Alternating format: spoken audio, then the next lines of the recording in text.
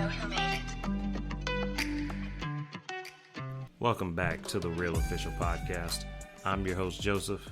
If you're looking for fishing-focused content that is mediocre yet mildly entertaining, you've come to the right place. Here we discuss equipment, tips, tricks, tactics, news, and everything in between in the world of fishing.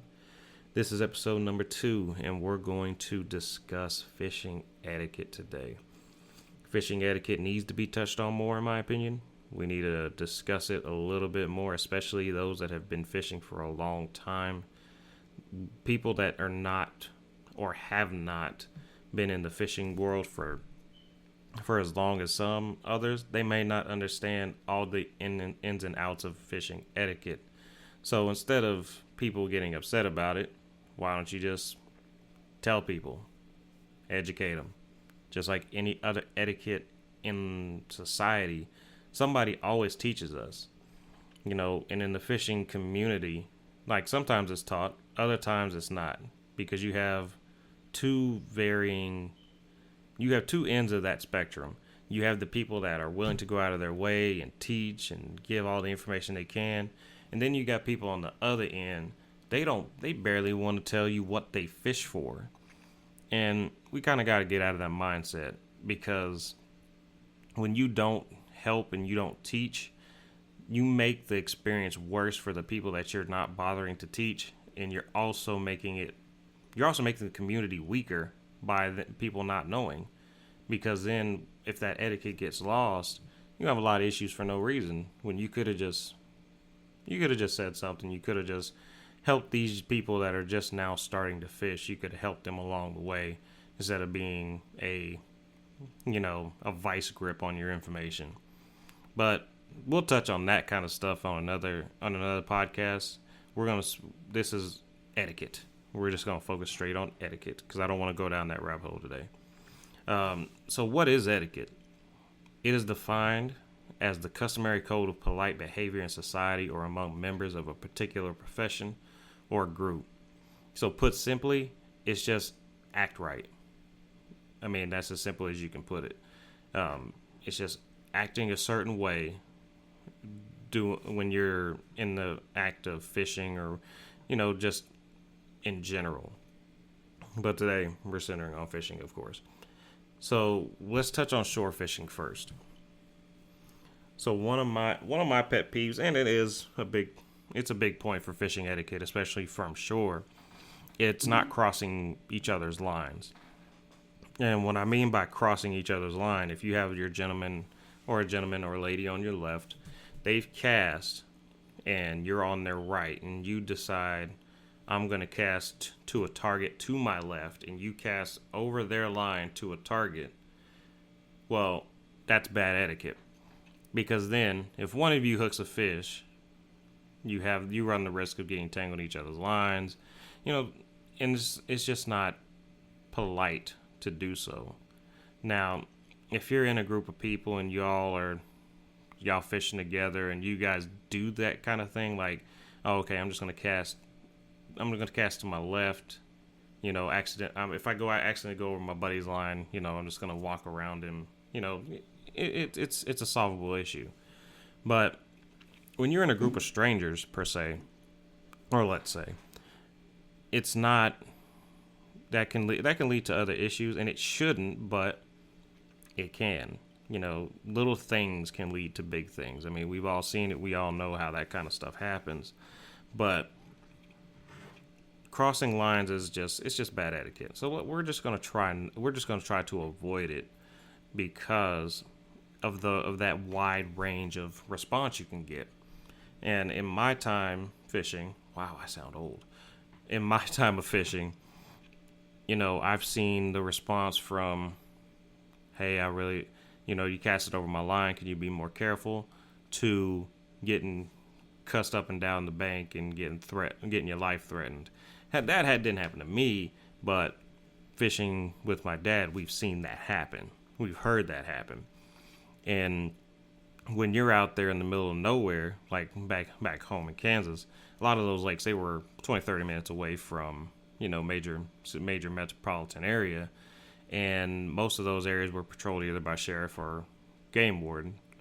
And when you have heated issues like that, sometimes calling the police sometimes doesn't always help, because if you think about it, you're out there in that kind of situation, and a game warden, depending on where he's at, he can have 100 square miles that he has to patrol, sometimes more. Same with the sheriff. He could have a 30 square mile area he has to patrol. So that response time goes from, 5 minutes in city to 30, 45 minutes in those kind of areas. So, I mean, it's crazy, but those kind of things, they do cause issues. And they like I said, those responses can be wide ranging, and we just don't want to put ourselves in those kind of situations, period, especially if we can avoid it, because that's avoidable. Give each other space to fish. And that kind of goes into the next point, which is don't encroach on another fisherman. So getting up on another fisherman, that's rude. Even if you're in a quote unquote friend group, I guess, it's still fairly rude just to be right up under another fisherman, unless you guys are, that's how you're fishing. But if you're, walking the bank, like lure fishing, whatever, try to give each other space. Just because, space is going to help you kind of cover more water, and, you're out of each other's way. You're not going to accidentally hook each other, stuff like that. But when you're out fishing just in public, you're not with a friend, you're not with family or whatnot, and you're fishing around strangers, you just don't want to encroach on each other, because, like I said, it causes problems. It shouldn't cause problems like that. It should just be a civil, hey, you're a little close, or one of y'all just moving away from the other. So we just kind of want to avoid doing that. That's bad fishing etiquette. Don't get up on other people. Now, there is a caveat to that. And a good example is here in Texas, we have, Lake Texoma. Denison Dam is a very good example of this, because when they're releasing water at Lake Texoma and the striped bass are moving, or not moving, but they're in the river and they're really thick, you have people, and you can look it up on YouTube, Denison Dam Denison Dam striper fishing. You'll see videos of guys sitting or standing right next, like shoulder to shoulder, casting. And this is another caveat, kind of going back to the don't cross fishing line. So when you're fishing in a situation like that, where you have a high water flow, and you guys are standing next to each other, when the guy to your left casts, give it like a count of 5, and then cast kind of at an angle to your left, like out in front of where he would be. And the reason is that keeps you from tangling to your guy on your right. And with the current, it's pulling your bait downstream anyways. And it's not like you're reeling it straight in when you're in a situation like that. But those are very rare situations. But I just thought I'd, mention that, because you will see those videos. You will see, and it's not just at Texoma here in Texas, just anywhere. You can find videos of people standing right next to each other, casting. And that's a whole nother ballpark of etiquette, which I don't get into, because I don't do that. I don't like fishing in crowds like that, because the possibility of confrontation goes way up. And it really does. Like I said, it shouldn't, but unfortunately, it does. We're all human, and depending on the day you're having that day, your response is going to be different. It can be from a very mild response to a very aggravated, aggressive response. So I avoid those situations. So I'm not going to touch on etiquette when it comes to that kind of fishing, just because I don't do it. I don't have the vast knowledge of that. So just not going to be discussed. And we're just going to move right along into this is kind of a big one. This is especially a big one with bass fishermen. And it's not what's the word I'm looking for here? It's not exclusive to bass fishermen, but I do see it a lot in the bass fishing community, is don't don't ask or take others to a spot you were taken to. So that's kind of a two part. So you don't ask people for their spots, and that's considered rude, and it's also considered lazy. It's considered lazy because a lot of times these guys that have their quote unquote special spot, they've put the time and effort into finding those spots. Like myself, now I don't care too much. If I take somebody to a spot, I mean, you can take people back there all you want to. I don't care. Just don't trash it. Just don't fish it out. That's all I ask. Now, if you do two of those things, I just know not to take you nowhere else. That's just me. I haven't had that issue, but that's how I treat it. Other people, they don't want to give up their spots just because of those 2 points that I just made. People trashing it, like going out there, leaving trash, leaving burned up piles of wood, things like that, or overfishing it. Now, for those people that say you can't overfish a fishing spot, trust me, I've done it. You can do it. You can overfish a spot. And I'll give my example. So back home, you have the Arkansas River, you have the Little Arkansas River. So on the Little Arkansas, where it dumps into the Big Arkansas, about 300-400 yards up the Little Arkansas, away from where it dumps into the Big Arkansas, there's a spot there that a gentleman showed me, and it wasn't just me. Me and him both, we did the fool and we fished that spot out. So what would happen is when the water would rise in front of this like community park area, which would turn into the Riverwalk there, when the water would get high, that area would turn into what we call a current eddy. A current eddy is basically a spot where the current kind of comes back on itself and creates like a slack water area right next to current. And that's a good place for fish to ambush prey or eat little fish that have been stunned by the current, things like that. So for about a week straight, we'd be out there every single night, and we would catch 15 to 20 to 25 pounds of catfish. And that went on for about a week straight. And then that next week, we were doing the same thing. And every day after that first week, we started to notice, we're not catching as much. It went from like 20 pounds of fish one day, dropped down to 10 pounds, to the point where we were only catching maybe one fish a night. And for the rest of the season, that spot never recovered, because river fish are weird. They patrol certain areas of river, and they don't generally cross into other sections of river. They do, but I digress. Let's pull back. Let's not go down that rabbit hole. But anyways, that's one reason people don't like to talk about their spot, is because of stuff like that. You can overfish a spot. I mean, some people, the people that believe you can't overfish a spot, they're naive, because you really can. I mean, it's possible, done it, seen it happen. That's an issue. So that's why most people will not tell you of their secret spot, quote unquote, or bring you to certain areas. And if you are that person that, they don't mind taking you, and you go back and you do what I just said, you trash it and you overfish it, well, you can just expect not to go back. That person won't take you anywhere to another spot. And it's kind of deserved. You kind of made your bed, you got to sleep in it. And the other part of that, part two, is if you get shown a spot, try not to take people to it.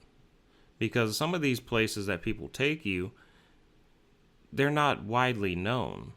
So like I said, these people put in the work to find these spots, these areas that aren't as frequented by anglers, so it's a little bit easier to catch fish in those areas because they're not as highly pressured.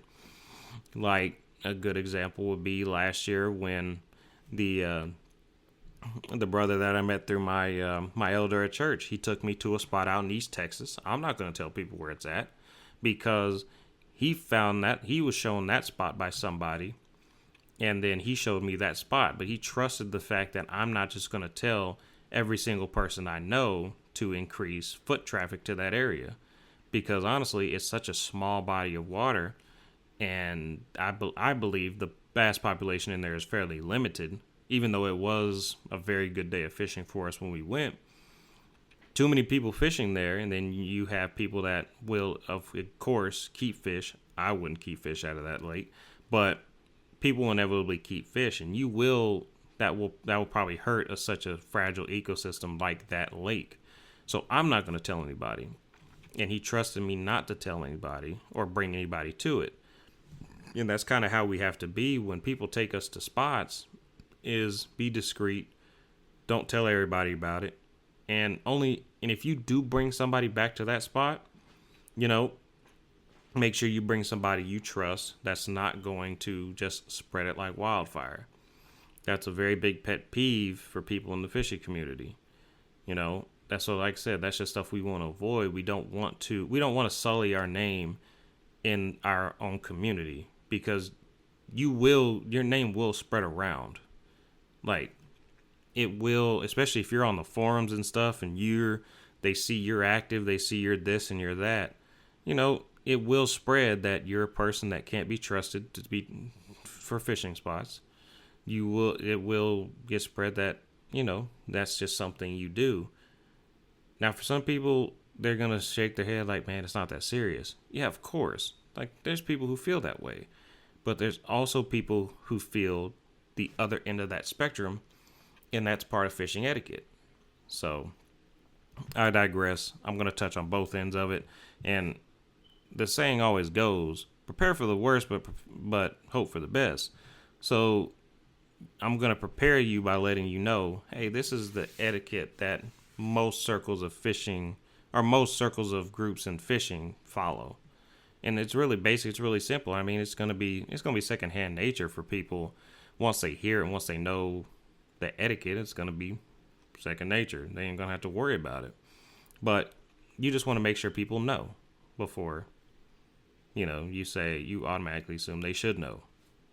Anyways, moving right along. And this one, it's not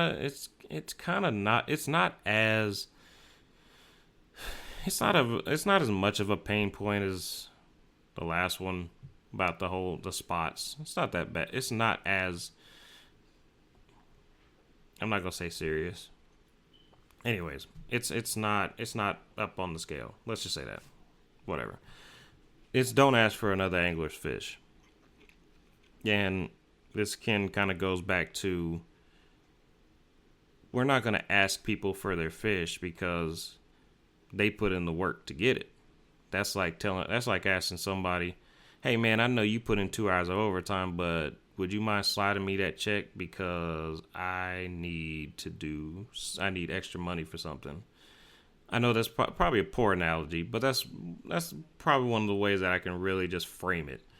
It's like that person's put in the work to catch his fish and get some fish to go home, and then some random angler who hasn't caught anything says, hey man, can I have your fish?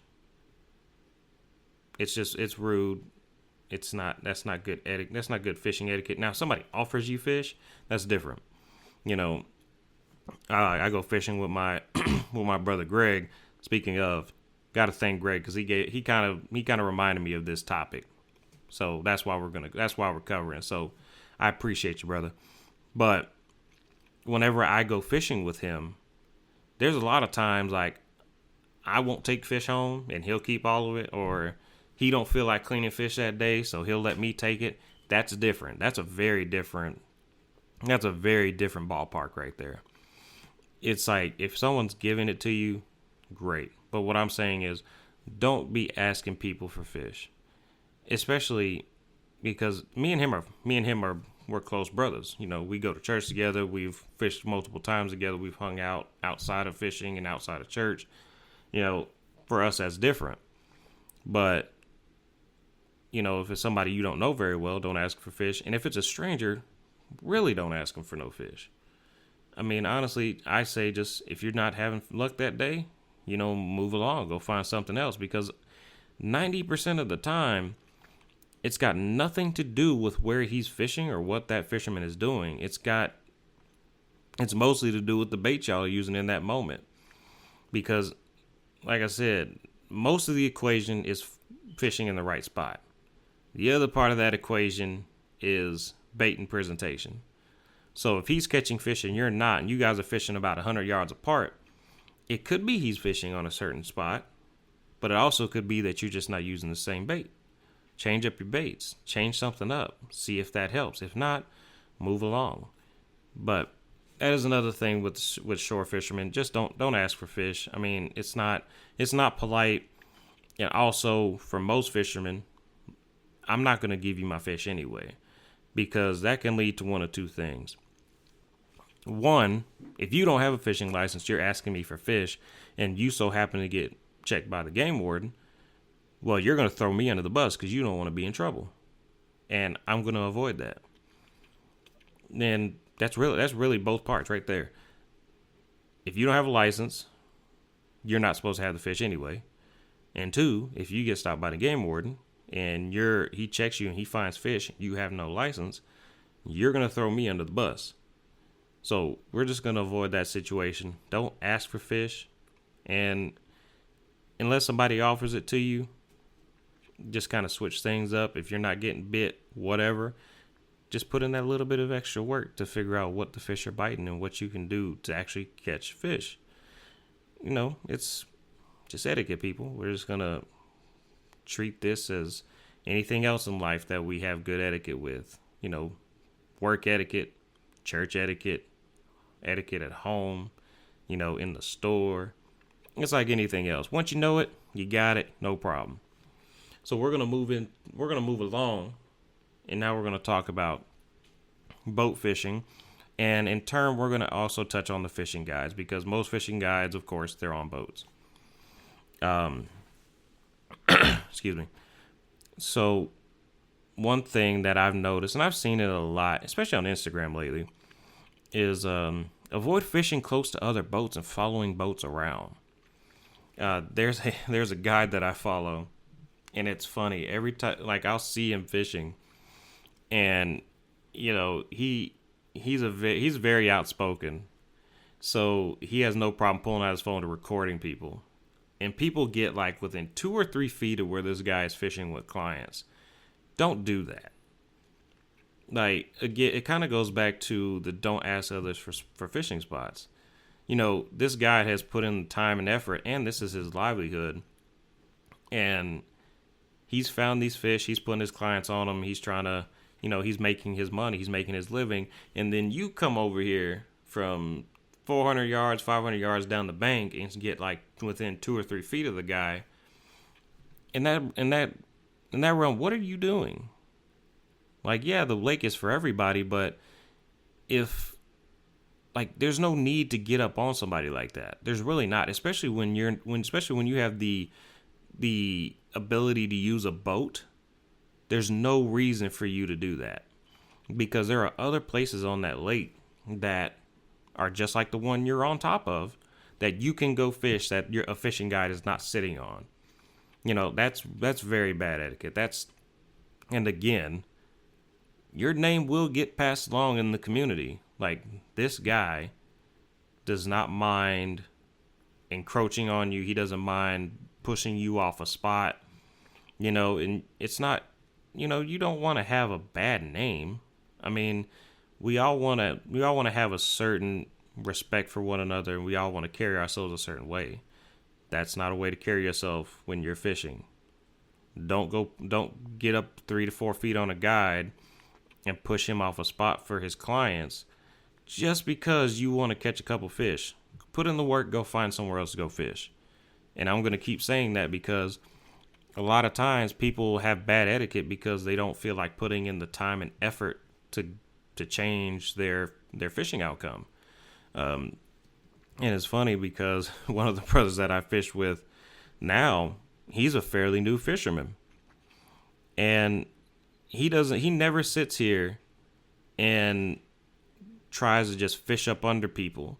He puts in the time and effort to learn his own tactics, techniques, and he'll get away from you and he'll go catch fish because he's putting in the effort. So instead of getting up on somebody, put in the effort. That's all I'm really going to say, because that's all that needs to be said. Put in the effort to not have to follow around a boat or a fishing guide for you to catch fish. Because that's late. To me, that's lazy. No, not just to me. That is lazy. Moving on to the next point. That just got me a little bit irritated. Slow down when you're passing close to other boats and kayaks, especially kayaks, because I didn't realize how bad that was until I got my own kayak. Big boats do not care you're there. Like it boggles my mind how little some big boats actually care that there are kayak fishermen, or not even just kayak fishermen, but kayakers in general around them. You know, I was out at here in Texas, Lake Grapevine. I was in a cove. I was trying to come out of the cove in this ski boat. You know, one of those big, I think it's like Tigre, whatever they're called.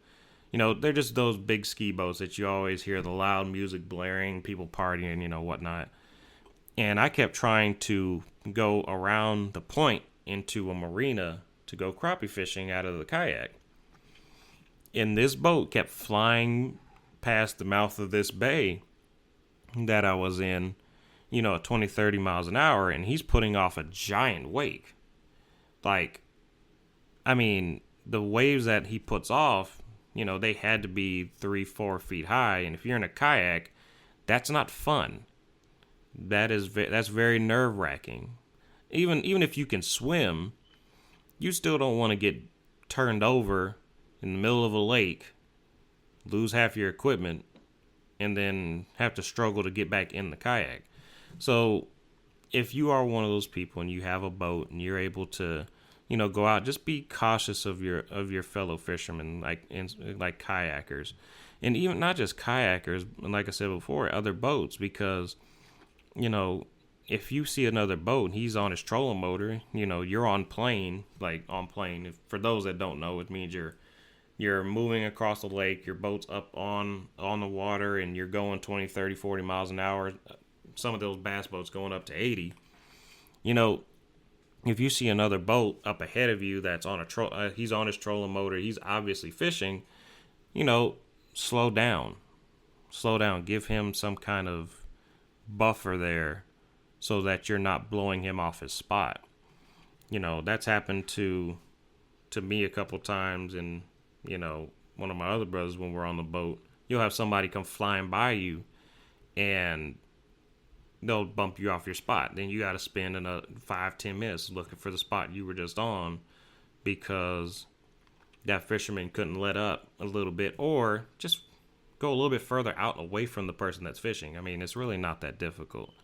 So if you're boat fishing, be cognizant of others around you and who you're fishing near, who you're passing while you're moving spot to spot, whatnot, because you can at least bump people off their spot, to worst, dunking a kayak fisherman or someone into the lake.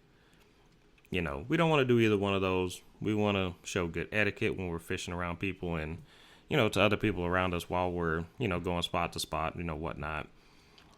And the kind of another point here, and it's kind of the same as point one that I made about avoiding fishing close to other boats or following boats around. It's avoid getting close to shorebound anglers. This is one that, you know, sometimes it can be avoided. Other times it really can't, depending on the lake. Like here in Texas, we have Marine Creek Reservoir.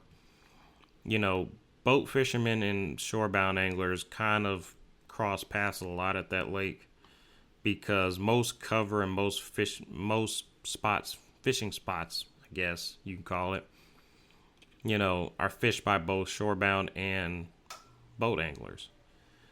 So in those situations, it's a little bit harder. What most boat fishermen do is they stay out far enough. Well, not stay out far enough, but they are out away from the bank to where all they have to do is not cast for a couple seconds while they pass where you're fishing, and then they go back to fishing.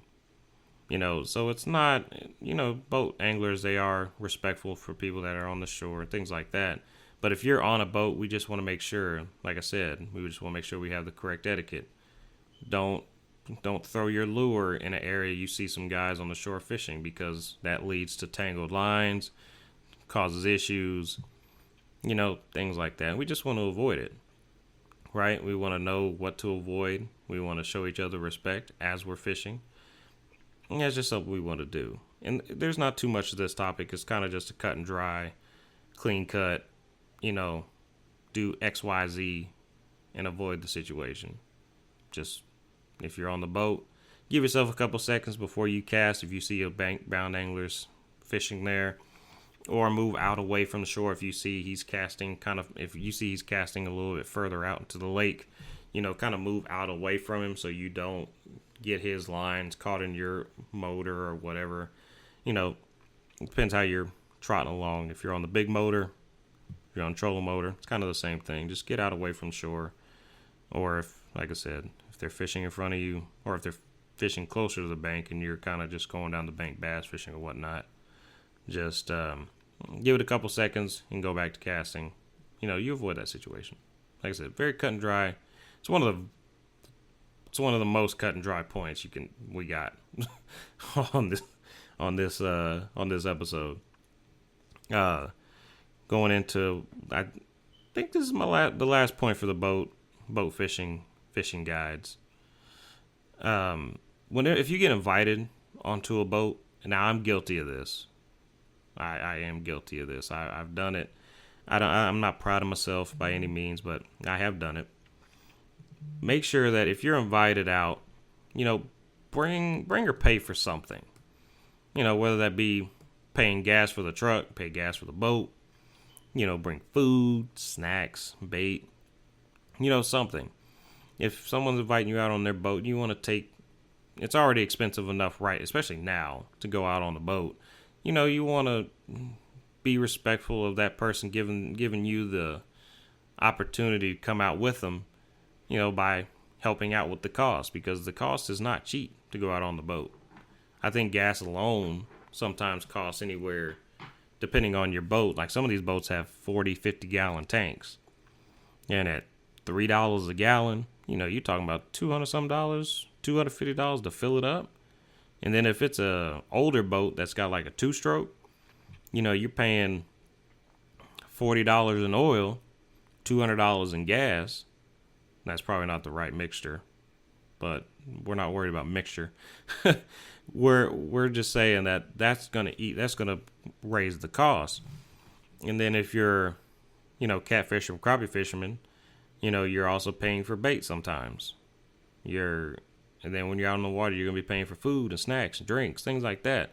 So if somebody invites you out, that's something you want to do. You want to make sure that you're trying to help with those costs, because like I said, it's expensive. So make sure that, somebody's inviting you out, somebody's giving up, because some people like to fish alone. One of my brothers, he does this all the time, and we always give him a hard time about it, that he will literally, we won't hear from him for days, sometimes weeks, and all of a sudden we'll get pictures of him that he done went out fishing. It's like dang, you just went out by yourself, huh? Hey, and it's always his response. Hey, it was a spur of the moment thing. I just got out there and went fishing. Nothing wrong with it, but like I said, whenever you have the opportunity to go out with your friends or whomever you are going boat fishing with, make sure you help them with those costs.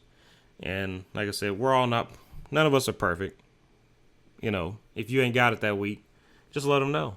Hey man, I ain't got it. I'd love to come out with you. I'd love to go fishing with you, but I don't got it.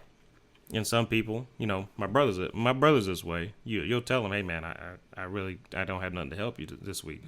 That's my bad. I like to go fishing with you, but I'll be like, oh man, don't worry about it. We'll go fishing. Next time, make sure you do something. But if you can, help out. That's just one thing that'll really, help your trip, make your trip easier, make it less expensive for the host. It's just good etiquette when you're invited out on a fishing boat. So we've touched on a few things. Now these aren't the only things for etiquette, but you kind of have a good overview of certain etiquette points or topics. So just go, research a little bit more. If you want to see some more, I'm pretty sure you can find it. I've never looked up the topic because, like I said, my dad taught me fishing etiquette. He taught me all these things as part of him teaching me to fish. So I've never really looked it up, but I'm fairly certain, and I might do a write-up myself on it, but you can find, just simple lists of etiquette, especially if you're new to the game, you're new to fishing, and you don't have somebody that can kind of teach you and show you and explain certain things, why we do this, why we do that. Just look it up. It's an easy Google search. It's a easy, ask somebody if you know somebody that fishes, whatnot. But these are just a few points to get you started, keep you in good etiquette in the fishing community, and when you get out there and you go fishing, it kind of gives you an idea of how to interact with people, because the better you interact with people, especially with guys in the fishing community, the more respect you show to people, honestly, the more willing they are to help you if you do have a question. They're more willing to take you out on the boat if you don't know them. They're more apt to do those things if you show respect and you have good etiquette. Those guys that don't have that, their way's a lot tougher. It's a lot harder to find valuable information. You can find all the information you want to with a Google search, but valuable information that Google might not tell you, especially because whenever you Google something, sometimes the information isn't always specific to where you're fishing or what you're fishing for, and it's a wide net. So if you look up blue cat fishing or whatever, it's going to be a broad net that kind of applies to everywhere in the United States or where blue catfish are found. Whereas if you ask somebody that's been doing it for 30 years, he might be able to give you very specific information to the area or body of water you're fishing. Just some things to keep in mind. So I think that's it. I really got nothing else to say when it comes to fishing etiquette. There's really not much else that I have planned for the topic. Now if there's some other things that come up at a later time that I think of and that can be made into another episode, I'll probably do a part 2 to this. But until then, if you enjoyed this episode, please follow the Real Official Podcast wherever you listen to your podcasts. We're on all major podcast platforms. Set up your notifications so you can be notified whenever a new podcast is available. Share it with your friends. Give it a crispy 5-star rating. Thank you everyone for listening. This has been the Real Official Podcast. We're out.